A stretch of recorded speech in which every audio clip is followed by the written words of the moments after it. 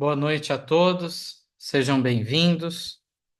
Vamos iniciar então mais um estudo do livro Grande Conflito, já alcançando aí o capítulo 10. Vamos fazer uma oração então antes de irmos para a leitura.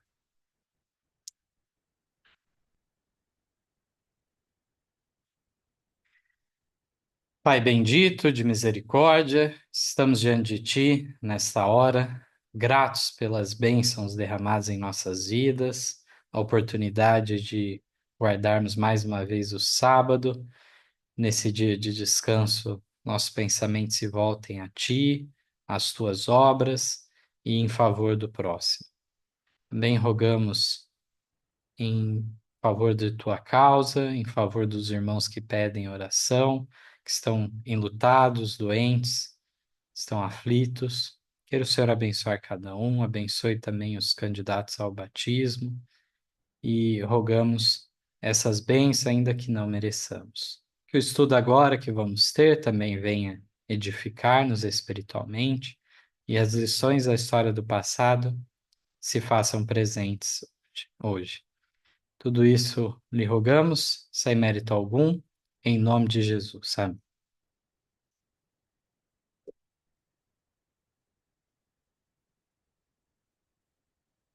Vou colocar aqui em tela os textos e a gente vai dividir na leitura como é de costume.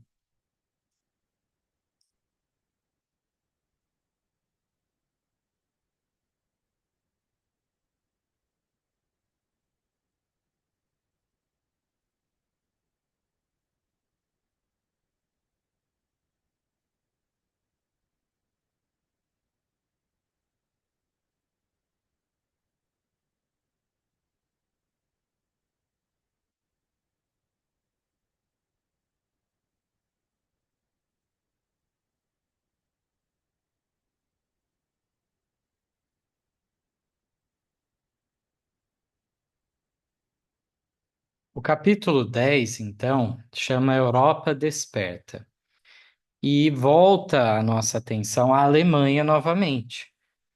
Nós estudamos no capítulo 9 sobre Zwingli, a obra lá na Suíça, tinha o Ecolâmpadios e assim por diante. Mas agora nós voltamos para a Alemanha naquele contexto de que Lutero some, desaparece, né? E muitas notícias, boatos estavam surgindo, né? Porque realmente ninguém sabia, alguns achavam que ele podia ter morrido, o que tinha acontecido, né? E aqui diz assim: as notícias de que ele estava em segurança, embora prisioneiro, acalmavam os temores do povo, ao passo que ainda mais suscitavam entusiasmo a seu favor. Seus escritos eram lidos com maior avidez do que nunca dantes. Um número crescente de pessoas aderia à causa do heróico homem que, em tão terrível contenda, defendera a palavra de Deus. A reforma estava constantemente ganhando forças, germinara por toda parte a semente que Lutero lançara. Sua ausência cumpriu uma obra que sua presença não teria conseguido realizar. Outros obreiros sentiram nova responsabilidade, agora que seu grande chefe fora removido. Com nova fé e fervor, avançaram para fazer tudo o que estivesse em seu poder, a fim de que não fosse impedida a obra tão nobremente iniciada. Então vejamos aqui claramente como ainda Deus reverte em bênção as coisas, as dificuldades, e a ausência de Lutero tornou ainda mais as pessoas interessadas em ler os seus escritos. A sua obra continuou e despertou para outros sentirem o desejo de tomar a responsabilidade para si. Vamos mais? Gostaria de ver aí minha mãe, se pode ler esse trecho para nós. Boa noite, feliz sábado a todos os irmãos. Mas Satanás não estava ocioso. Passou a tentar o que havia experimentado em todos os outros movimentos de reforma: enganar e destruir o povo, apresentando-lhe uma contrafação em lugar de verdadeira obra. Assim como houve falsos cristãos no primeiro século da Igreja cristã, surgiriam também falsos profetas no século XVI. Muito bem. Então, aqui nós vamos ver que, infelizmente, a obra da reforma protestante vai ser atravancada por conta agora de uma nova medida que o inimigo traz, né? Que é a questão justamente de falsos mestres, falsos profetas surgirem como que aderindo àquele movimento de reforma, mas com outras ideias. Vamos mais. Veja se consegue ler esse outro texto também, mãe. Aproveita.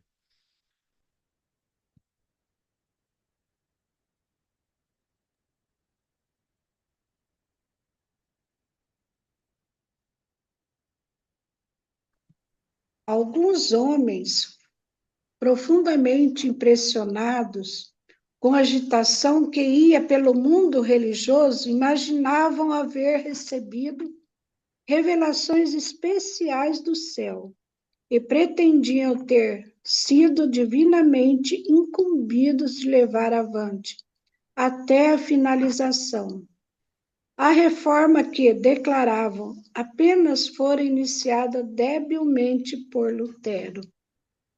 Na verdade, estavam desfazendo o mesmo trabalho que ele realizara. Rejeitavam o grande princípio, que era o próprio fundamento da reforma, que as palavras de Deus é o todo suficiente regra de fé e prática, e substituíram aquele guia infalível pela norma mutável, incerta de seus próprios sentimentos e impressões. Por este ato de pôr de lado o grande indicador do erro e falsidade, pôr aberto o caminho por Satanás governar os espíritos como melhor lhe aprovesse. Então, eles queriam levar adiante a obra de reforma que eles falavam que tinha sido muito tímida com Lutero, muito fraca. Mas, na verdade, eles estavam desfazendo a obra de Lutero. E por quê? Porque um dos lemas mais principais da reforma protestante é o quê? O sola scriptura.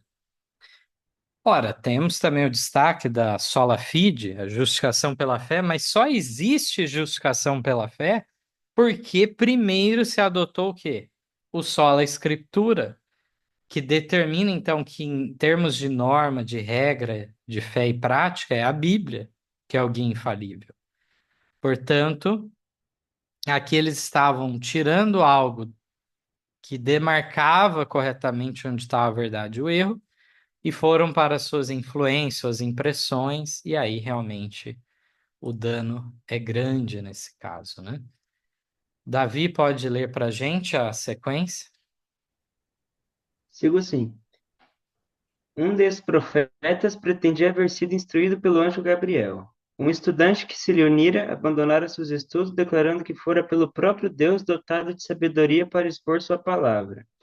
Outros que naturalmente eram propensos ao fanatismo, a eles se uniram. A ação destes entusiastas criou não pequeno excitamento. A pregação de Lutero tinha levado o povo em toda parte a sentir a necessidade de reforma. E agora algumas pessoas realmente sinceras foram transviadas pelas pretensões dos novos profetas. Então, quando surge um fanatismo, pessoas acabam aderindo a ele, pessoas sinceras, né? Então, infelizmente, esses falsos profetas, falsos doutores desviam a pessoa da sabedoria divina, né? E vai então por um tipo de excitamento que não vem de Deus. Vamos seguir mais adiante aqui. Aproveita e já lê também, Davi, essa sequência aqui. Beleza. Os dirigentes do movimento seguiram para Wittenberg e instaram com Melanchthon e seus cooperadores para que aceitassem suas pretensões. Disseram: Nós somos enviados por Deus para instruir ao povo. Temos familiarmente o entretido conversas com o Senhor. Sabemos o que acontecerá. Em uma palavra, somos apóstolos e profetas e apelamos para o doutor Lutero. Os reformadores estavam surpresos e perplexos. Com semelhante elemento não haviam ainda deparado e não sabiam o que fazer. Disse Melanchthon: há efetivamente espírito extraordinário nestes homens, mas que espírito?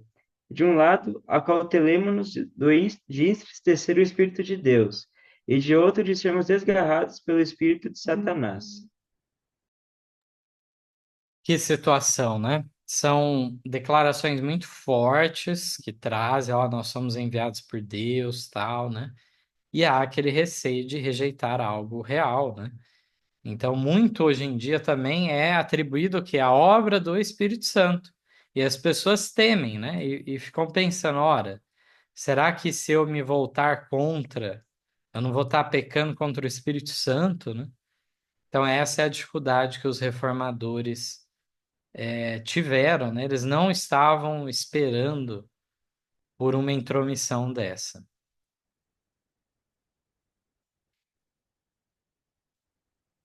A irmã Bianca agora pode ler para a gente. Sim, boa noite a todos e um feliz sábado. Hoje, o fruto do novo ensino logo se tornou manifesto. O povo foi levado a negligenciar a Bíblia ou lançá-la inteiramente à parte. Nas escolas estabeleceu-se confusão. Estudantes, repelindo toda restrição, abandonavam seus estudos e retiravam-se da universidade. Os homens que se julgavam competentes para reanimar e dirigir a obra da reforma conseguiram unicamente levá-la às bordas da ruína. Os representantes de Roma recuperaram então sua confiança e exclamaram exultantemente: mais uma luta e tudo será nosso. Na sequência, eu pedi para a Bianca ler também, mas comentando aqui, então nós vemos que a Bíblia foi negligenciada, e esse era o ponto fundamental do protesto de Lutero. E os frutos, então, eles começaram a ver, e por isso agora tinham convicção de que não era algo dirigido por Deus. E, enquanto isso, os romanistas, eles estavam muito contentes com toda essa confusão na Arraial Protestante. Pode ler.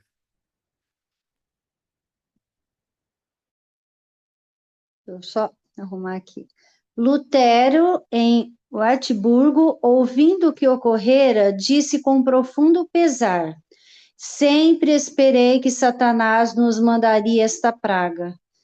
Percebeu o verdadeiro caráter desses pretensos profetas e viu o perigo que ameaçava a causa da verdade. A oposição do Papa e do imperador não lhe tinha causado perplexidade e angústia tão grandes como as que experimentavam agora. Dos professos amigos da reforma haviam surgido seus piores inimigos. As mesmas verdades que lhe haviam trazido tão grande alegria e consolação estavam sendo empregadas para provocar contenda e criar confusão na igreja. Então, nós vemos a situação, né?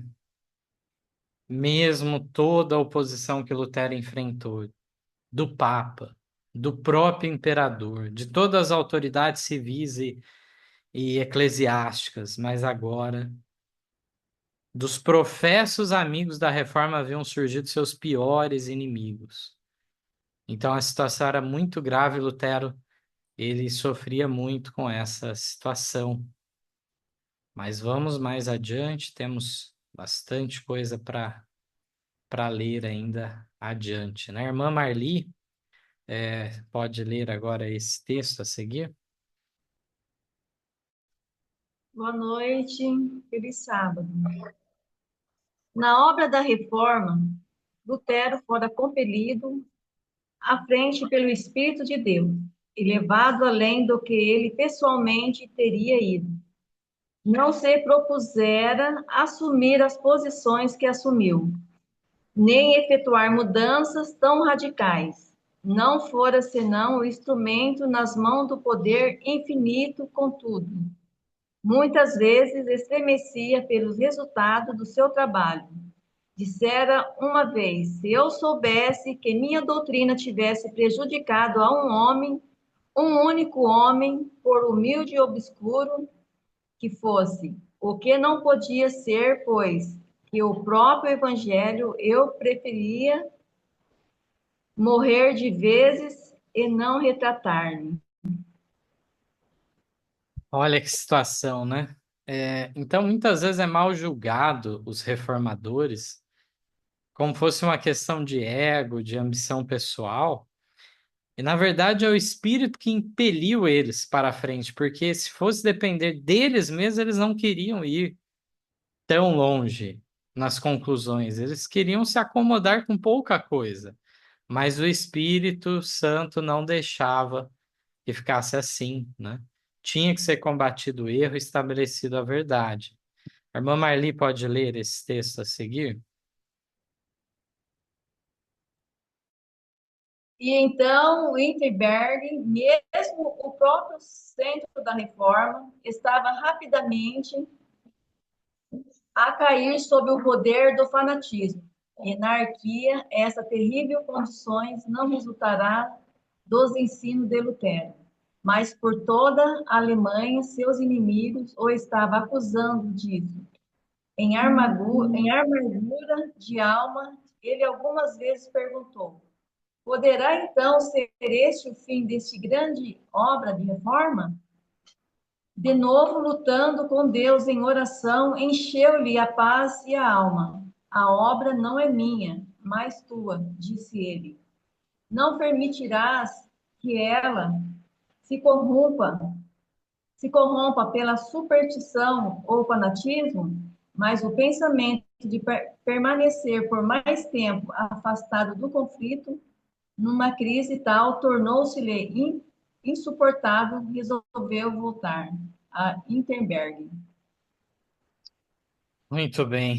Então, irmãos, no próprio centro lá na Alemanha, em Wittenberg, que era o lugar de Lutero, virou uma anarquia, um fanatismo, mas isso não era resultado, consequência do ensino de Lutero, mas sim a negação do ensino dele. Mas os inimigos, os romanistas, colocavam nas costas de Lutero, culpabilizando por tudo isso. E aí vem Lutero e se pergunta: será que a reforma vai acabar assim? Esse vai ser o fim dessa grande obra? Mas aí ele chega à conclusão que a obra o quê? Não é do ser humano. E ele fala: Deus não permitirá então que se corrompa pela superstição ou fanatismo. Então ele depositou em Deus a confiança para o progresso da obra. E ele então decide sair lá do castelo, né, onde ele estava refugiado, né? Ele estava seguro, oculto das pessoas, e ele decide vir em socorro porque ele achou que era muito arriscado ele deixar dessa forma, né? Sem uma resposta, tudo isso. Ele mesmo em pessoa, né? Ele estava aflito à distância acompanhando tudo, né? Sebastião, irmão, pode ler agora? Sim. Boa noite para todos. Sem demora, iniciou a perigosa viagem. Achava-se sob a condenação do império. Os inimigos tinham a liberdade de tirar-lhe a vida. Aos amigos era vedado auxiliá-lo ou abrigá-lo.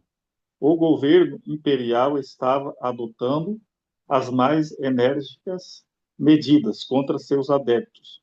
Ele, porém, via que a obra do evangelho estava perigando e, em nome do Senhor, saiu destemidamente para batalhar pela verdade.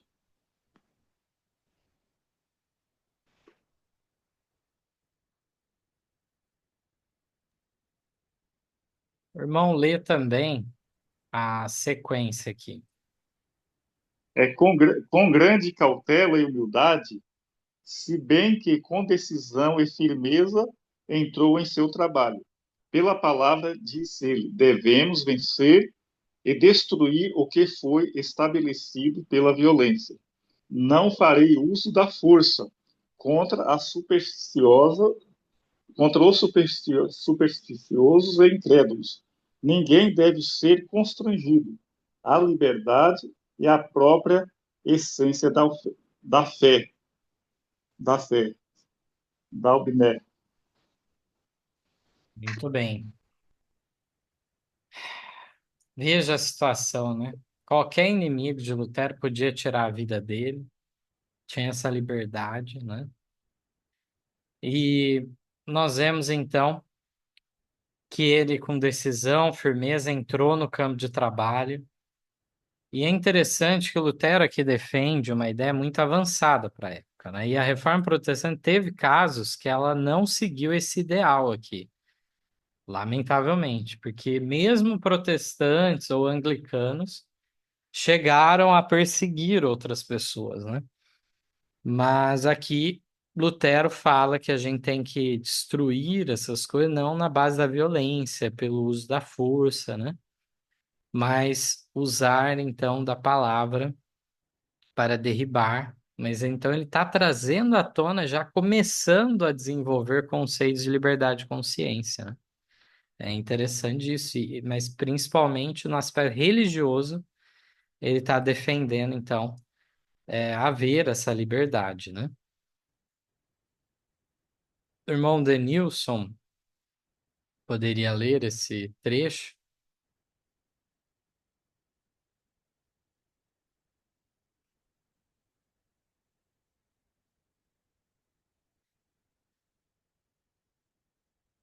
Eu vou ler esse trecho que diz assim: Logo rumorejou em toda Wittenberg que Lutero voltara e que deveria pregar. O povo congregou-se de todas as direções e a igreja transbordou. Subindo ao púlpito com grande sabedoria e mansidão, instruiu, exortou e reprovou. Abordando o procedimento de alguns que haviam recorrido a medidas violentas para abolir a missa, ele disse, vamos ver o que ele comenta diante disso, né? É muito importante essa postura que ele acaba revelando aqui. A missa é coisa má. Deus se opõe a ela. Deve ser abolida, e eu gostaria que no mundo inteiro fosse substituído pela ceia do Evangelho, mas que ninguém seja dela arrancado pela força. Devemos deixar o caso nas mãos de Deus. Sua palavra deve agir e não nós. E por que assim, perguntareis? Porque eu não retenho o coração dos homens em minhas mãos, como o oleiro retém o barro. Temos o direito de falar, não temos o direito de agir. Preguemos, o resto permanece a Deus. Devesse eu empregar a força e que ganharia? Momice, formalidade, arremedos, ordenanças humanas e hipocrisia. Então ele fala, ia acabar resultando nisso, né? E aí, mas não haveria sinceridade de coração, nem fé, nem caridade. Onde faltam essas três, falta tudo. E eu nada daria por semelhante resultado.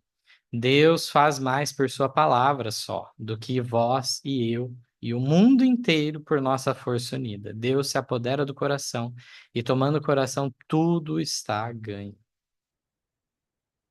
Muito importante, então os próprios reformadores queriam usar da força para impor as coisas e ele se colocou o contrário. A irmã Eliane pode ler para nós esse trecho?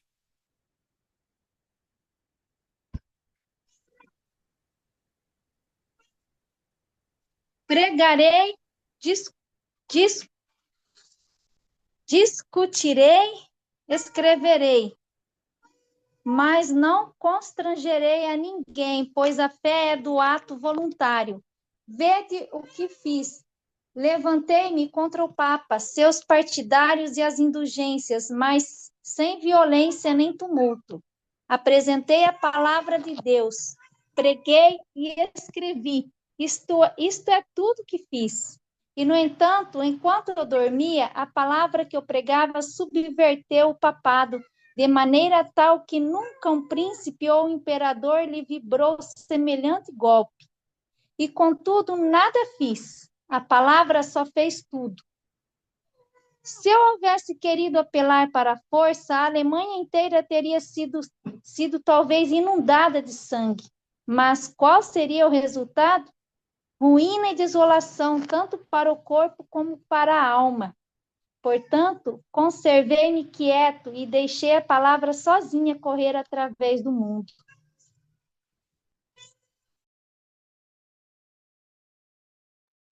Muito bom. Veja só, né? A seriedade, a responsabilidade, né? A irmã pode ler mais esse trecho aqui para nós? Sim. Dia após dia, durante uma semana inteira, Lutero continuou a pregar a ávidas multidões. A palavra de Deus quebrou o encanto da excitação fanática. O poder do evangelho trouxe de novo para o caminho da verdade o povo transviado. Então, aos poucos, dia após dia, foi revertendo a situação e quebrando o encantamento, né? Veja só. É um tipo de excitação fanática que é trazida pelo inimigo, né? E as pessoas ficam presas a isso. Queria pedir para a Nayara agora fazer a leitura do texto a seguir.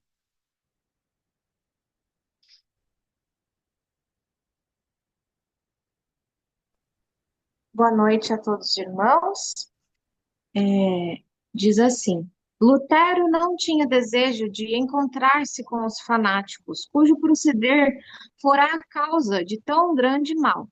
Sabia que era um homem de juízo deficiente e de indisciplinadas paixões, os quais, conquanto pretendessem ser especialmente iluminados pelo céu, não suportariam a mínima contradição ou mesmo a mais benévola reprovação ou conselho. Arrogando-se a autoridade suprema, exigiam que cada um, sem qualquer questão, reconhecesse o que pretendiam. Mas, ao pedirem uma entrevista com ele, concedeu-lhe, e com tanto êxito expôs as pretensões deles que os impostores de pronto partiram, de Wittenberg. Tudo bem, você podia dar aquela orientação também, como funciona no celular aí, para não ficar nada na frente, né? Ah, sim.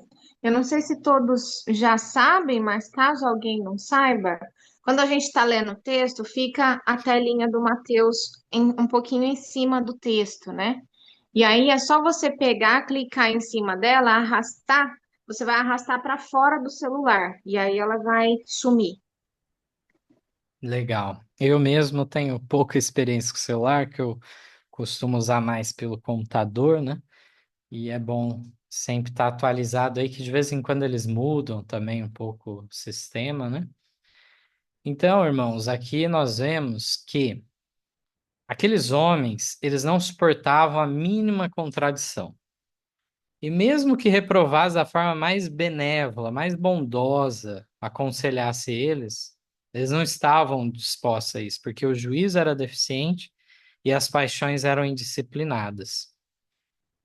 Agora, Lutero ele enfrentou com tanta firmeza e expôs as pretensões deles que não tinha mais espaço para eles continuarem trabalhando lá, foram embora da cidade. Veja só a importância da decisão de Lutero nesse momento para a situação não piorar. Gostaria de ver aqui, não sei se o irmão Denilson, se o irmão Denilson estiver, qualquer momento ele me fala, que aí eu posso passar alguma leitura. Mas a Nayara pode ler esse texto ainda a seguir.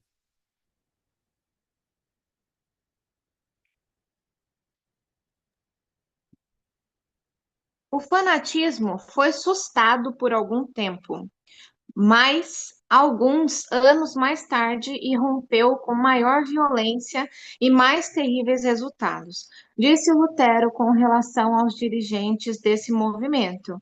Para eles, as escrituras sagradas não eram senão letra morta, e todos eles começaram a clamar: o Espírito, mas certamente não seguirei para onde seu Espírito os conduz. Deus me guarde, pela sua misericórdia, de uma igreja em que não há senão santos. Desejo associar-me aos humildes, fracos, doentes, que conhecem e sentem seus pecados, e que do fundo do coração gemem e clamam continuamente a Deus para obter dele consolação e apoio. Muito bem. Então aqui nós vemos que a Bíblia foi substituída pelas impressões, o que eles falavam que era do Espírito Santo, e para isso eles eram conduzidos a situações graves. Lutero destaca como essas pessoas sempre se consideravam santos, né? E isso era um problema também, essa, esse arrogar-se santos, sem pecado algum, especialmente dirigidos por Deus e assim por diante, e os frutos mostrando outra coisa, né? Então, infelizmente, por mais que Lutero conseguiu impedir naquele primeiro momento, mais tarde voltou à tona esse problema, e aí os resultados para a Alemanha foram bem complicados, como nós vamos ver aqui, na sequência. Queria ver aqui a tia Ilza, se poderia ler esse texto a seguir.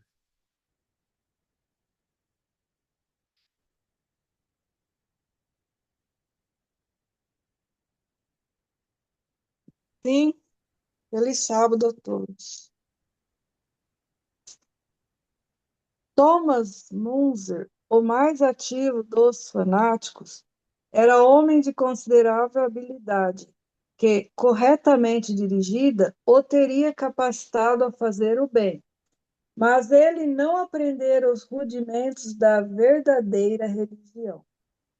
Possuía o desejo de reformar o mundo e esquecia-se, como fazem todos os entusiastas, de que a reforma deveria começar consigo mesmo.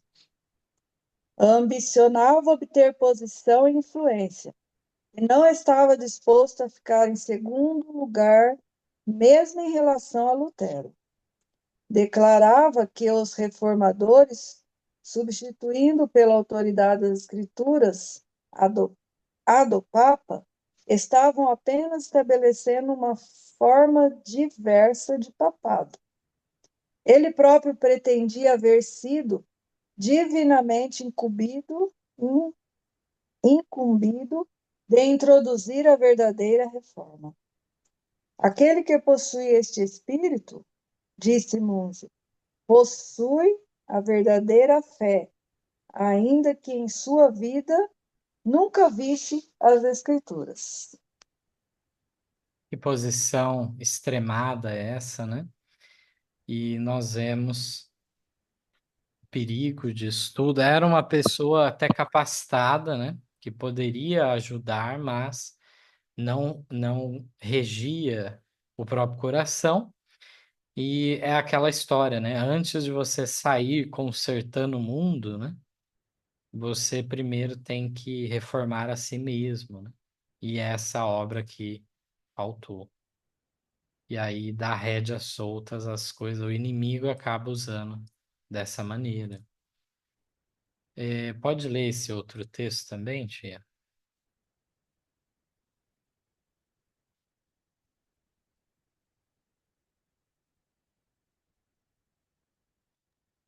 Ah, tinha esquecido de abrir.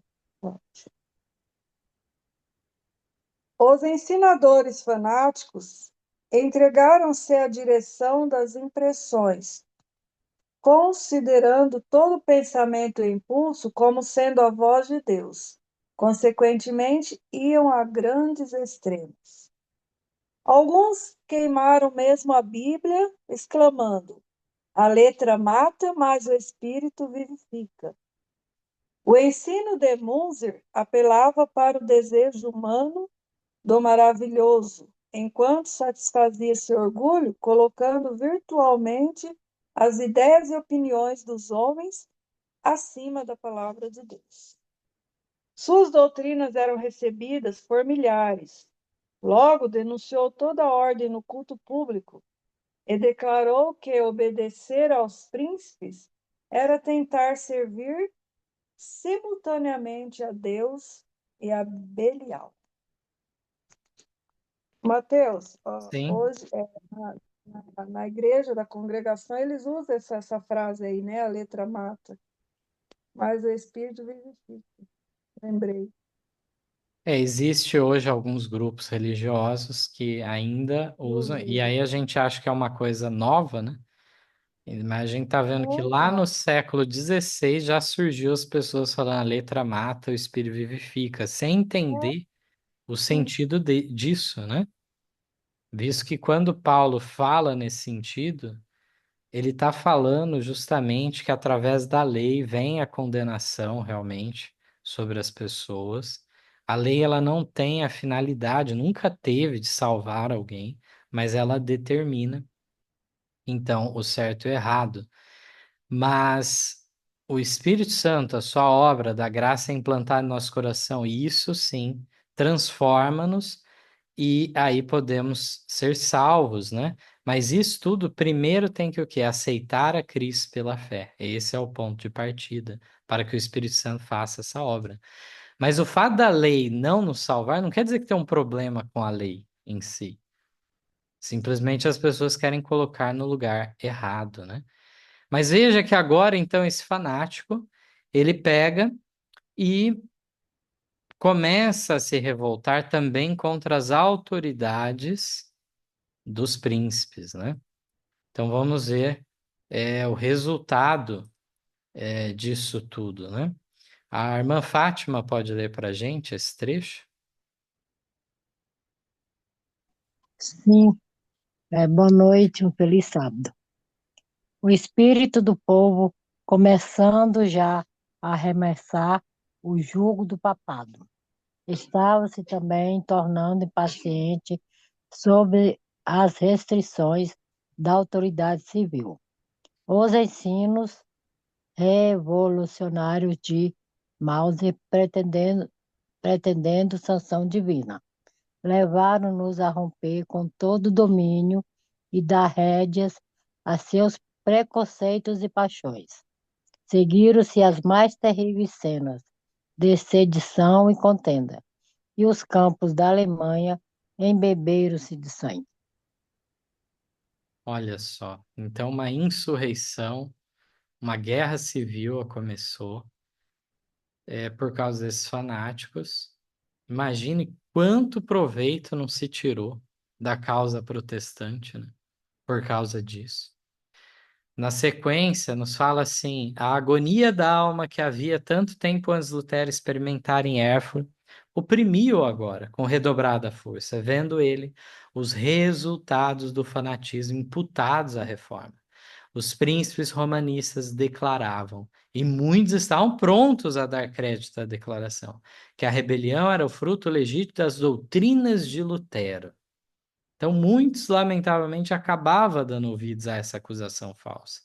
Conquanto essa acusação não tivesse o mínimo fundamento, não poderia senão causar grande angústia ao reformador, que a causa da verdade fosse assim infelicitada, sendo emparelhada com o mais ignóbil fanatismo. Parecia mais do que ele poderia suportar. Por outro lado, os chefes da revolta odiavam a Lutero, porque ele não somente se opusera às suas doutrinas e negara ser de inspiração divina, o que pretendiam, mas declarara-os rebeldes à autoridade civil. Em represália, denunciaram-no como vil pretensioso. Parecia haver acarretado sobre si a inimizade tanto de príncipes como do povo. Então veja que situação, né? Então havia esse fato, né, de que eles não apoiavam Lutero. E então nós vemos claramente a situação de angústia que agora ele ficou envolvido, né? Mais uma vez. A irmã Fátima, se puder ler para a gente esse outro trecho também.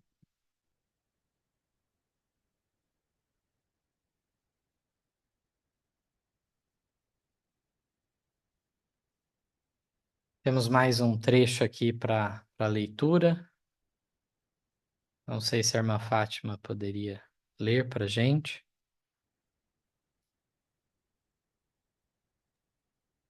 Agora sim. Muito bem. Os romanistas exultavam, esperando testemunhar a rápida queda da reforma, e culpavam Lutero até dos erros que ele tão zelosamente se esforçara por corrigir.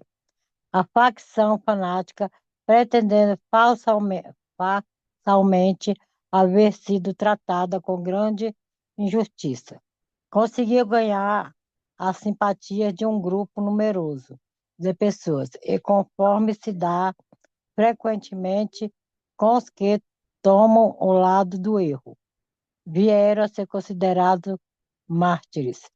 Assim, aqueles que estavam exercendo toda energia em oposição à reforma eram lamentados e louvados como vítimas de crueldade e opressão. Esta era a obra de Satanás, movido pelo mesmo espírito de rebelião que manifestara primeiramente no céu. Muito grave, né? Que situação triste que eles passaram.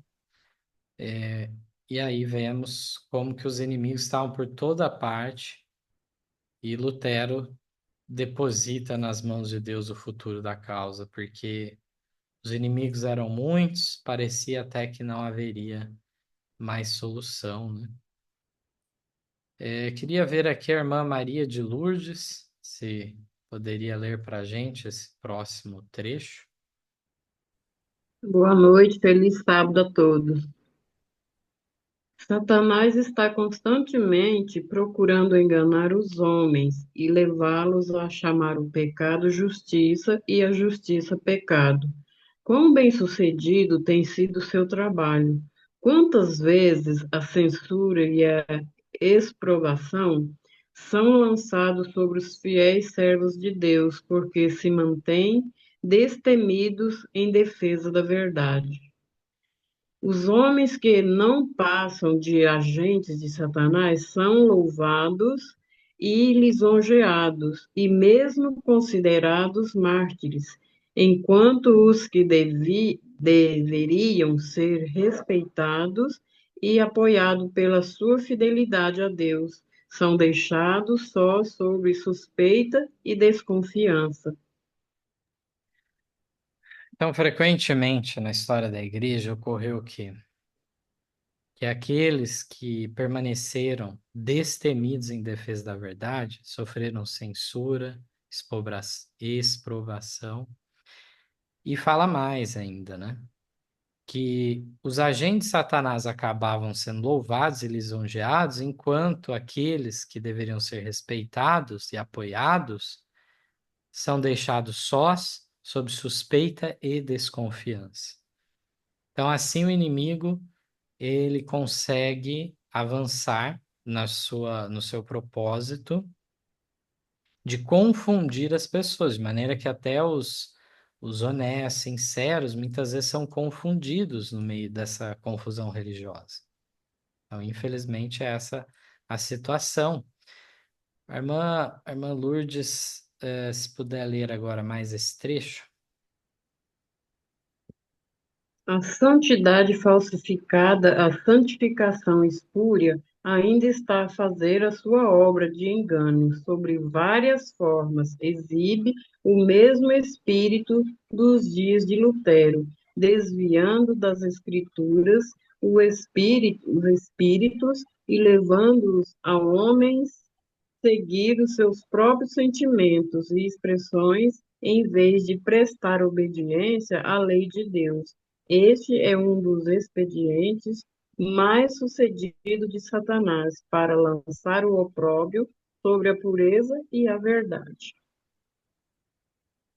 Que situação, né? Então existe essa aparência de piedade, de santidade, que não se sustenta de acordo com a palavra de Deus, com a lei de Deus, e assim nós vemos muitas vezes acontecer. Vamos mais aqui. A irmã Cecília poderia nos ajudar? Buenas noches, hermanos. Feliz sábado. Corajosamente, Lutero defendió el Evangelio de los ataques que venían de todos los lados. La palabra de Dios se demostró una arma poderosa en todo conflicto. Con esa palabra guerreó contra la usurpada autoridad del Papa y la filosofía racionalista de los escolásticos, en cuanto se mantenía firme como una rocha contra el fanatismo que procuraba aliarse a la reforma. Então, os ataques eram de várias partes, né? E ele teve que combater a autoridade papal, a filosofia que exaltava a razão, que era dos escolásticos, e também combateu o fanatismo que queria se aliar à reforma. Então, foi várias coisas ao mesmo tempo que tiveram que ser combatidas, né? Diz assim: cada um desses elementos oponentes estava, a seu modo, pondo de parte as escrituras sagradas, exaltando a sabedoria humana como a fonte da verdade e conhecimento religioso. O racionalismo deifica a razão e dela faz o critério para a religião. O catolicismo, pretendendo para seu soberano pontífice uma inspiração que descende ininterruptamente dos apóstolos e que é imutável em todos os tempos, dá ampla oportunidade para que toda espécie de extravagância e corrupção se ocultem sob a santidade da comissão apostólica. A inspiração pretendida por Menzer e seus companheiros não procedia de uma fonte mais elevada do que as divagações da imaginação. E sua influência era subversiva a toda autoridade humana ou divina. O verdadeiro cristianismo recebe a palavra de Deus como grande tesouro de verdade inspirada e como a prova de toda inspiração. Irmã Cecília, se puder ler mais esse trecho. De vuelta de Wartburgo, Lutero completó su traducción del Nuevo Testamento, que fue luego después entregado al pueblo de Alemania en su propia lengua. Esa traducción fue recibida con grande alegría por todos los que amaban la verdad, mas rechazaban escarnecedoramente los que profirieron tradiciones y preceptos de hombres. Muito importante essa obra de Lutero traduzir o Novo Testamento, nesse primeiro momento. Isso ia fortalecer a causa das pessoas mesmas consultarem as Escrituras e rechaçarem as tradições e mandamentos dos homens, né?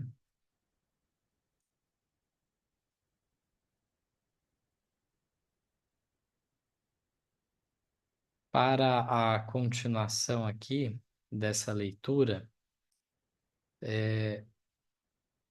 a Bianca pode ler para a gente?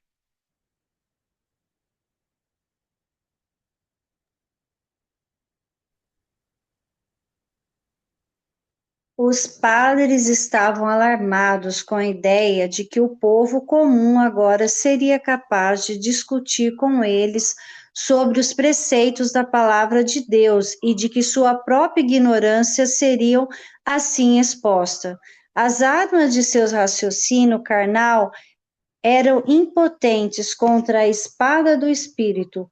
Roma convocou toda a sua autoridade para impedir a disseminação das Escrituras, mas nulos foram decretos, anátemas e torturas.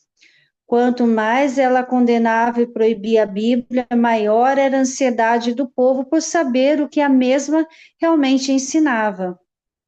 Todos que sabiam ler estavam ávidos para estudar por si mesmos a palavra de Deus. Levavam-na consigo, liam-na e reliam-na, e não podiam satisfazer-se antes que confiassem à memória grandes porções, vendo o favor com que o Novo Testamento fora recebida. Lutero imediatamente começou a tradução do Antigo, publicando-o em partes tão depressa as completava. Que coisa impressionante, né? Nós vemos aqui, então, por esse texto, será que a gente valoriza hoje a Bíblia, toda a facilidade que a gente tem, né? A gente, muitas vezes, está lá a Bíblia ao nosso alcance, mais uma meia dúzia de traduções, se quiser. Dá para hoje consultar no original, consultar em outras línguas.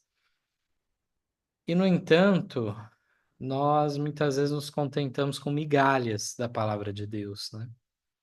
Mas eles liam, reliam e queriam gravar o quê? Na memória, até porque não sabia até quando que teriam a Bíblia nas mãos, né? Poderia ser arrancada deles. Davi pode ler para a gente esse outro texto? Aí sim. Os escritos de Lutero eram bem aceitos, nas cidades como nas aldeias. O que Lutero e seus amigos compunham, outros faziam circular. Monges convictos do caráter ilícito das obrigações monásticas, desejosos de trocar uma longa vida de indolência por outra de ativo esforço, mas demasiado ignorantes para proclamar a palavra de Deus. Viajavam pelas províncias visitando aldeias e cabanas, onde vendiam os livros de Lutero e de seus amigos. Logo, enxameavam pela Alemanha aqueles ousados colportores. Interessante, né? Mesmo esses monges agora, ao aderir à mensagem de Lutero, agora eles ajudaram a propagar, né? Podem ser aí considerados colportores, né? Esse termo ele se tornou conhecido a partir do francês, né? Mas nós vemos esses vendedores, então, de casa em casa, né? Fazendo esse trabalho de espalhar a verdade. O irmão Sebastião pode ler para a gente? Ricos e pobres, doutos e ignorantes, estudavam com profundo interesse esses escritos. À noite, os professores das escolas da aldeia liam-nas em voz alta, a pequenos grupos reunidos junto à lareira. Com cada esforço, algumas almas eram convencidas da verdade e recebendo a palavra com alegria. Por seu turno, contavam as boas novas a outros. Muito bem. Então veja só como foi adentrando, né, em todas as classes sociais, foi avançando e as pessoas com muita alegria, que eram boas novas, que tinham ficado por muito tempo ocultas do povo, né?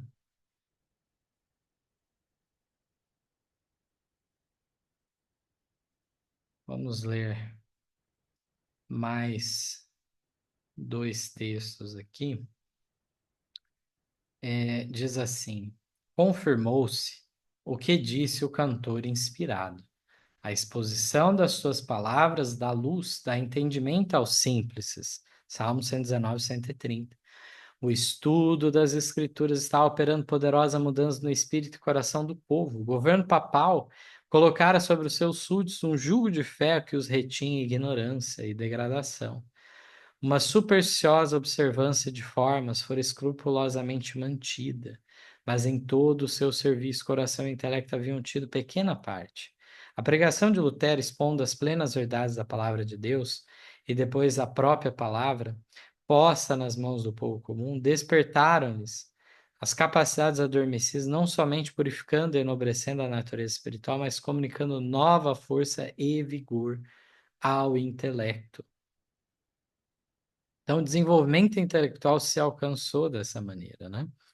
Nós vemos que, infelizmente, aquele cristianismo apóstata medieval tinha ido por um caminho semelhante aos judeus no passado, que ficaram presos a ritos, observâncias supersticiosas das coisas, e deixando de lado os grandes princípios da justiça, da fé, do amor, tudo isso foi sendo deixado de lado em detrimento da importância que se deu a essas outras coisas.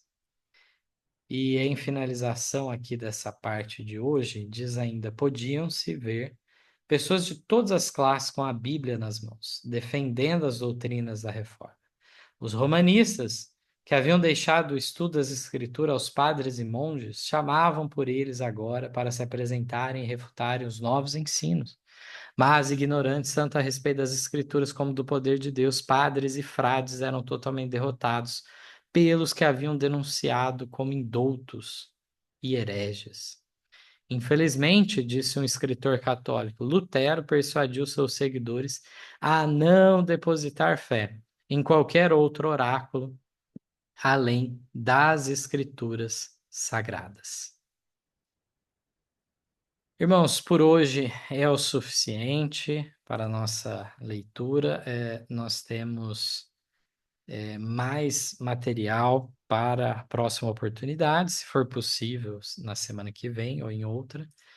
Nós continuamos na leitura desse capítulo, ele é muito extenso, a gente ainda fez alguns resumos, alguns textos foram omitidos, mas gostaria então de avançar com os irmãos na próxima semana em mais detalhes sobre esse capítulo. São instruções muito, muito importantes para nós. Nós vemos grande valor realmente nisso tudo. Se houver algum comentário, alguma observação, fiquem à vontade.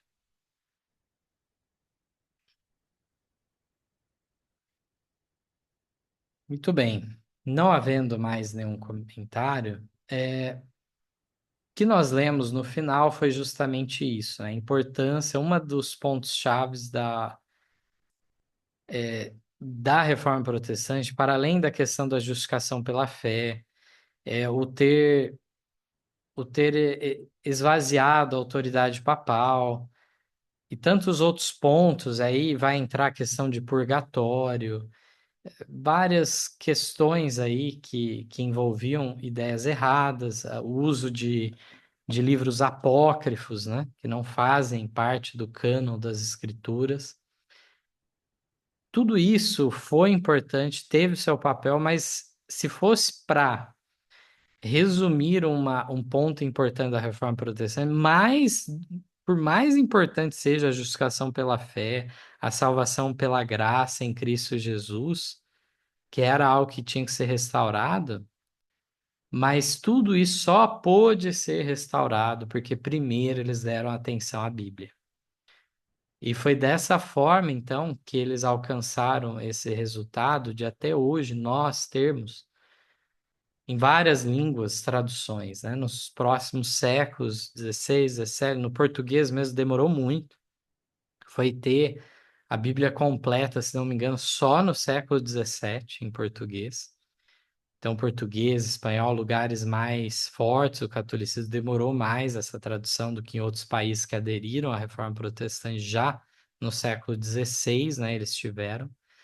Mas essa tradução das escrituras foi essencial para todo o desenvolvimento. E assim, as pessoas puderam ser instruídas diretamente da palavra de Deus. Possamos então valorizar no tempo em que hoje vivemos e estudá-la com afinco, com profundidade. Esse deve ser o nosso propósito. Amém. Vamos em oração, então, mais uma vez, para finalizarmos. A Nayara pode orar para nós?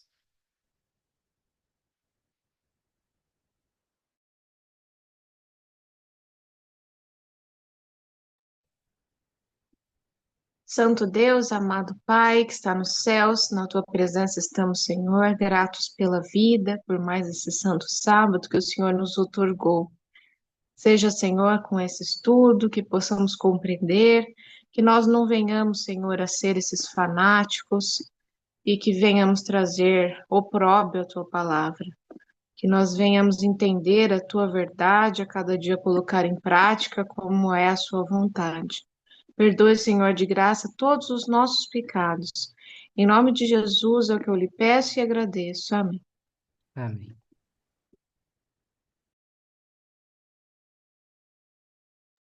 Uma boa noite a todos, bom descanso, fiquem com Deus.